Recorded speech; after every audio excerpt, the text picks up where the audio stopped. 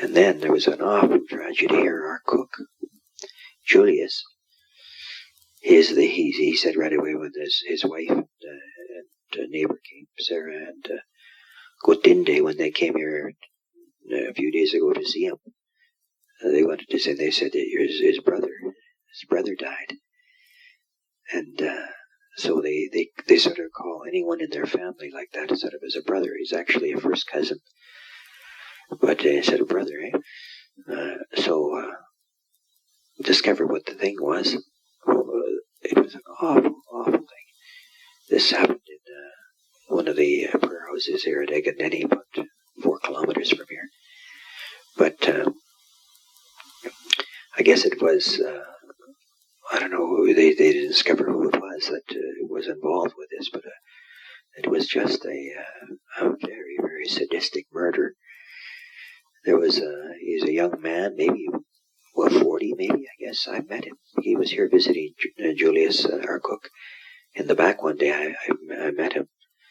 But he's a father of 4, and he's he's got these, they call them dukas. They're little shops, they business shops where they sort of they open up the front window kind of thing, like a shed, a booth.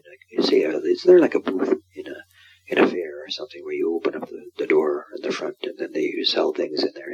It's exactly what they're like. They're like a booth when you have a exhibition or a fair.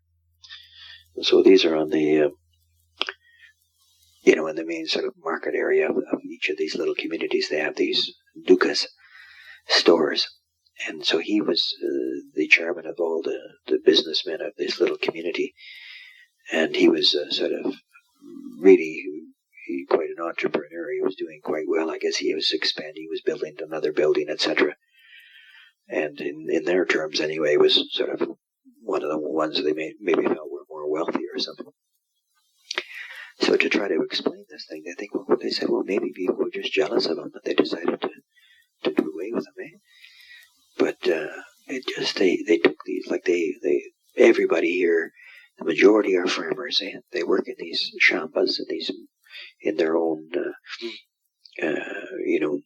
munda, in their own garden area, or they have a plot where they plant vegetables, and so everyone walks with panga. It's like a big knife, eh? It's a big machete, eh?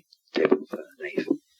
So everybody walks around with these things, eh? And they're used in work. That and the fork and jemba, which is like a fork that is built like a hoe. Eh? It's got a handle on it like a hoe, and so you use the 3-pronged fork. They use these things, and the panga are these what do you call these, machete, yeah, type of knife. So everybody, when you're walking on the roads, they're all carrying these because they're working utensils, eh? But they also can be fierce weapons. Eh? So this poor guy was walking back. They said that he had, every time he went home for dinner or something, that he would walk back. He would always carry a few boards back from his house for his building project. So that's how he eventually got enough wood there in the market area to work with. So one night about 10 o'clock again, he was coming back with the wood, and some people met him, or a person met him and just brutalized him. They had a rope on the wood, supposedly tied up his hands, and then they sliced him with this. They mpanga a few times and sliced him on the head with this, cut him with this big knife, like a machete, a few times on the head on both sides, and then eventually in the back and then the throat area. And oh God save us, they brutalized him. I mean, they were just sadistic. They stuck some wood sticks down his throat, kind of thing. I don't know if this was to prevent him from yelling or what, eh? Don't know what. Just sick, terrible. So anyway, it was supposedly next day they said, oh yeah, there was some shouting, but they thought it was, there was some people from some of the little bar areas where they have been selling chobi or this drink, beer and other kinds of drinks, and so there's, a fair bit of problem with alcohol too. And so some people thought they were just, at least they said, I don't know if it was the same kind of shouting, I can't imagine, but they said that they had heard.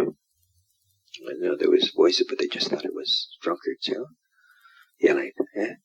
So the next day he was discovered by some child in one of a sort of a bush area. He was discovered about 3 o'clock the next day and dead, just killed him, Then supposedly they went and took the keys and went into his place and took a few things, but nothing much. Killed him for nothing, basically. God save us, just awful. So his funeral is going to be tomorrow. Father Salesio is going to take that one. That's